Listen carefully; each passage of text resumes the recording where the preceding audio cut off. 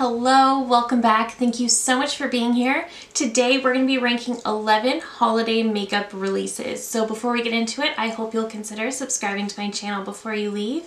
Give this video a thumbs up if you enjoy, and let's get into it. September and October are so busy for holiday makeup releases. There are so many, and I tried to try them all. I really did. So some of these are actually going back to early September. They might be more fall releases, but for me, they all kind of mesh into that holiday makeup rush. So I decided it counted for these videos.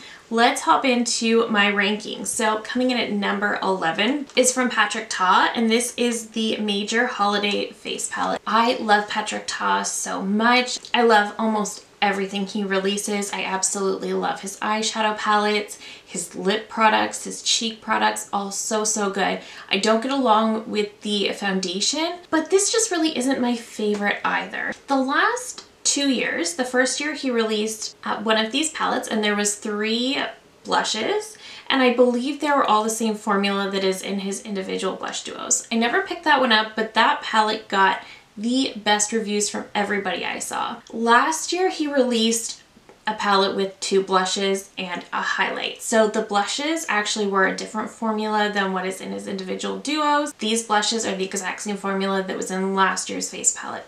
I really don't like this format because these toppers are so messy, and there's absolutely no way to prevent them from getting into the blushes. So you do have to be very careful with this palette. I do like that there's this cover here to prevent the shimmer from getting into the creams, but at the same time, I don't think it's 100% foolproof. I think it's still going to happen at some point, and it's definitely going to get into these powder blushes. The toppers are fine, but they are very messy. There is fallout with them. The blushes are fine. This middle one is very bright, so if you're as fair as I am, you might want to be a little bit more light-handed. I will say the creams in here are very sheer, which is very different from his individual duos. In his individual duos, they're more of a very pigmented cream. In here, they're more like a sheer balm. I don't mind in here that the creams are a little bit more sheer because I don't like overly pigmented blushes. So for me, I don't mind these blushes. I don't mind this formula whatsoever. I like the shades. They're a little bit more vibrant than I personally go for, but I think what places this palette at the bottom for me is these toppers, because even though they're pretty, I still think they're just very messy, and I don't like that. And one of these is also loose, so I have to be very careful that it doesn't fall out on me again. So for that reason, this one does place at the bottom. I don't hate this palette, but it's just definitely not my favorite that he has ever released. I think he's done some incredible work in the past, and this is fine. It's not what I expect from Patrick Ta. Coming at number 10 is a formula and a brand that I love dearly. It's just not my favorite color story in my collection. This is from Natasha Denona, and this is her Xenon palette. So this palette is just all black, and it's got what I thought was supposed to be like stars in the night sky, although it could be a snowy night. Having seen the actual shadows and the names are all very snow related, so I'm thinking maybe that is the inspiration. I like this palette. It's pretty, but it's just so monochromatic that you get very little range out of it.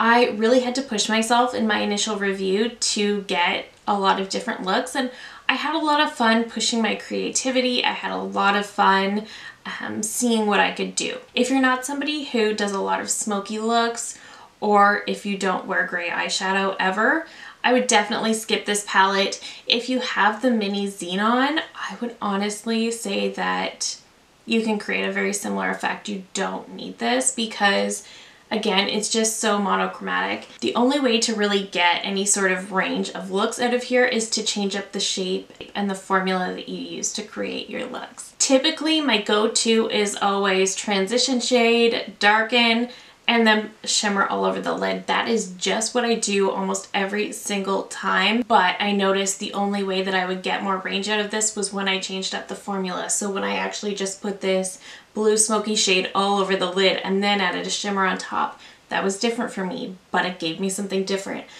Doing the halo eye, that gave me something different. So changing up the shape really does help, but you are always, no matter what, going to get some sort of gray smoky look. I do think it also depends on the undertones in your skin. So my skin really did not pull a lot of blue out of here. This is the only shade that got some blue, but I saw some other people swatching the palette who seem to have a bit more of a blue pull than others. So I think it really depends on your undertone as well. I think this palette's pretty. I think the formula is definitely up to par with Natasha's typical formula, but it's just not going to be my favorite from the brand, just because this just isn't a color story I'm going to reach for all the time. And I said that in my initial review. It's fantastic quality. The shades are beautiful. It's just not what I'm going to reach for all the time. Coming in at number 9 is from Tarte, and this is their Maneater Nightfall palette. So this one was definitely one of those releases that was released more for fall, I think, but they do release one of these every year around this time. And this kind of kicked off the holiday launches. And this palette I actually really do enjoy. I like the color story. I like that we get a range of more warm tones. We get a range of some cooler tones on the bottom. I think it's very, very pretty. I think the shimmers in here are absolutely gorgeous. I don't think there's anything wrong with it. I do think some of these shades, which are a little bit more shimmery, a little bit more foiled, are messier. So that's, I think, why this one dropped down. Not to mention it does have some tones that I just don't use as much. However, I still really like the color story, and I think the formula is really great. I think Tarte did such a good job with this one. I was really planning to do multiple looks with this palette. I just kind of got lost in the fold of reviewing so many other products that I didn't quite get to it. But I really do love this palette. I think it's great. I think they did a good job. And honestly, I wasn't sure if I really missed out last year when I didn't pick up last year's palette, but I think I did. It is still available, but I have this one, I'm happy with it, and I will definitely be picking up next year's palette, especially if they do it in this format. I really like it. Okay, coming in at number 8 is actually from Too Faced, and this is their Maple Syrup Pancakes palette. So just like the Tarte, this one came out very early in the fall, kind of end of August, but again, just kicking off the start of holiday makeup season. This palette I really, really did like. So they have sort of changed the way they do their cardboard packaging. There actually is a little bit of a lip here, which doesn't bother me at all. I don't think the scent on this one is overly strong. Sometimes I can smell the maple syrup, sometimes I can't. Either way, I really like this palette. So I love the quality. In some ways, it's the same shades that they release every year around this time with the browns and the purples, and sometimes those greens as well. This year, I love that they threw in some blues, even though I don't necessarily use the blues. But the greens, I created such a pretty green look that I absolutely love with this palette, and I think I was just using these 3 shades. I love it. The neutral looks I've created with this, I also love. Some of the purples I don't think are the strongest. Purples are harder to formulate. I think a lot of brands have got them down, but I don't necessarily think Too Faced does, and that's kind of why this one is ranking lower. I do think this is better quality than some of their other palettes. I did compare this to the Pumpkin Spice palette, which is older at this point, but at the same time, when I first got that one, I don't think it was as good as this one is either. So I do think they did a great job with this one. I'm really happy with it, and I'm pleasantly surprised because I wasn't expecting to love it, but I really do. And after trying this one out, I'm definitely going to be picking up next year's palette as well because I think they did such a great job with this one. Coming in at number 7 is the holiday launch from Pat McGrath, and I have the 2 larger palettes in the collection. I have Jewel Temptation and Starstruck Splendor.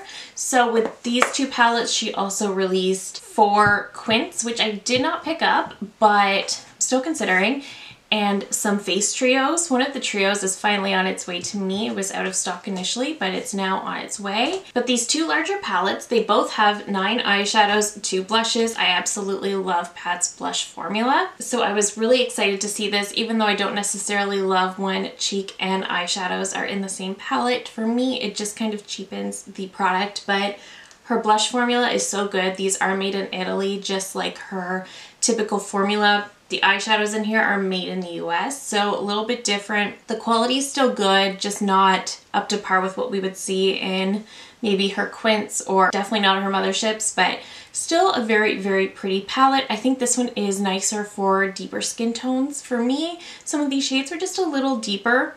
Again, I don't really think they experimented too much with this because I think if you cover up this top row here, you've got a very neutral color story. So I mean, they didn't really step out of the box too much. And then Starstruck Splendor ended up being my favorite. I did love the both blushes in Jewel Temptation though, I should mention that. And this palette ended up being my favorite. I love the blushes in here too. Again, if you cover up this row, you get a pretty neutral option, but I love that you get these greens in here. The greens are stunning. I love wearing these three shades here together. It creates such a pretty look. I absolutely love it, and this palette is just so good. So same quality wise, definitely not as good as her other palettes, but still great quality. The blushes are fabulous. I love that between the two palettes I added 4 blush shades to my collection that I didn't already have, so I love that. I really do like these palettes. I think her holiday collection was a little bit too eyeshadow heavy, to be honest. I love eyeshadow. I love reviewing eyeshadow palettes, but I did get overwhelmed trying to decide what I wanted to review in this collection. I'm glad I grabbed these. They're great. I would say some of her other holiday palettes have been better. I think last year's Mega palette might have been better, but these, the packaging, really, really pretty. But also because they do have these blushes in here, I might be a lot more tempted to reach for these throughout the year. So we can definitely say that for Pat McGrath. I like this collection. I'm very glad I picked it up. Coming in at number 5 is the holiday collection from NARS. So in this collection, we got the All That Glitters cheek palette and the Endless Nights eyeshadow palette. So the packaging of these is beautiful. I do have separate reviews up of these. The cheek palette is very, very pretty. My only thing with the cheek palette is that it doesn't necessarily work the best for my very fair skin. This blush shade works beautifully. This highlighter, a little deep, but it does work. These 3 blushes here are definitely too deep, but they can sort of work together. This one I actually can make work on my skin tone. It's a beautiful, beautiful fall shade for me. These two really do act a little bit more like toppers. The red is quite honestly a little bit too much for me for sure. And this purpley shade here is definitely a highlight as well. So I do think if you're a deeper skin tone than me, I think you would really, really enjoy this palette. I love that they did come out with a palette that has more range like that. I think that's great. I think the formula in here is phenomenal. I think NARS did a great job with this. It isn't my most favorite release of the entire year just because the shades don't work as well for me personally, but I recognize it for what it is, that it's a great palette and a beautiful color story, and the formula is excellent. I did, however, love the eyeshadows. So I know this has been done by NARS already, but honestly, I love NARS eyeshadows. I just love the formula. I love how easy they are to blend. They are a little bit more on the buildable side, but they're just so incredibly blendable. They're just so smooth and so easy to work with. I think this is a formula that is great if you're very skilled with makeup. It's great if you are just starting out with makeup. This is such a great formula. And I always feel like it looks so pretty on the eyes. And I even feel like the shimmers in these are so flattering on all different eye types. If you have textured lids, if you have mature lids, I think the shimmers in here are still going to be very flattering. So I really do love NARS formula. I'm so happy I have this little palette. And I think NARS did another great job. I know they get a lot of flack for releasing similar things over and over and over again, but I think with NARS, they just do what works and what sells for them. So it worked on me. I love them. Coming in at number 5 is from ABH, and this is their Fall Romance palette. So again, we have another more fall launch, but this was their kind of big launch for holiday time. This one I almost didn't pick up because I found it was definitely leaning on the grungy side, and it definitely is. This is a very deep palette. I'm able to make this work for myself using a much lighter hand.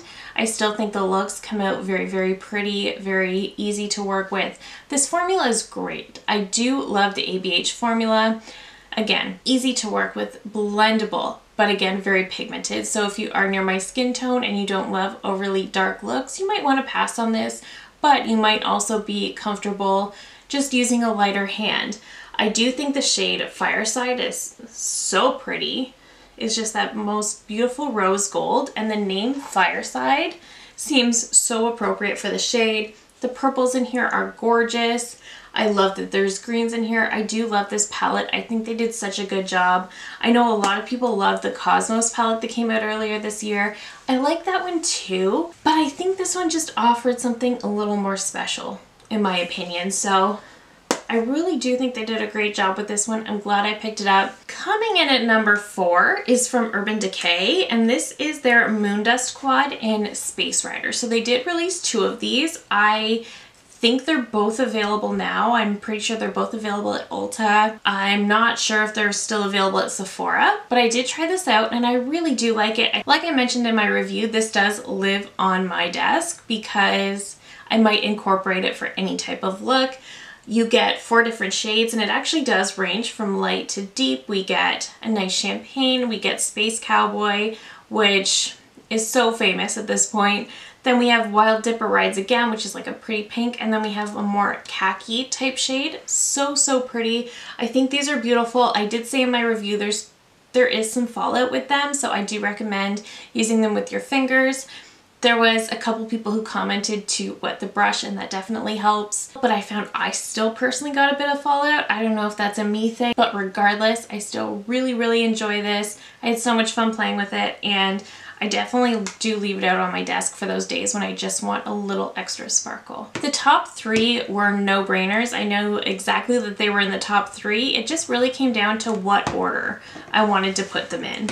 So coming in at number 3 is the newest, and this is from Huda Beauty, and this is the Pretty Grunge palette. This is the one I do have on today. So this is another one that when it launched, I thought this is way too deep and grungy. I don't know how I'm going to use this. It's going to be way too deep on me. And then I haven't stopped playing with it since I got it. I love this palette. So my initial review, I did 3 different looks and I loved them all. Today I played with it again. I was just trying to play with those browns a little bit, see how neutral and wearable I could go, and I did it. I love this palette. I love that you can do something a little bit more pink, but I could also go super deep and grungy. I could go super smoky with these blacks in here. There is a black eye gloss that I don't like. I'm not going to wear, but the rest of this palette is so super stunning. I love this so much. This has been inspiring my creativity so much. I love eyeshadow palettes. That's not a secret, but there are some that just spark this creativity in me that I didn't even know was there sometimes. The ABH Norvina Volume 5 is one of them, and so is this. I love this palette. I've been playing with it ever since. I haven't wanted to play with anything else. I just love this palette. I love the textures in here as always. I love that we can go purple. I love that I can go more pink. I love that I can go silver if I want to. I can get a neutral brown. I just think it's absolutely fantastic. The shade Rebel is so interesting because depending what shades you pair it with, I think that is the deciding factor. I think you can make it a little bit more silver. I think it can pull more purple.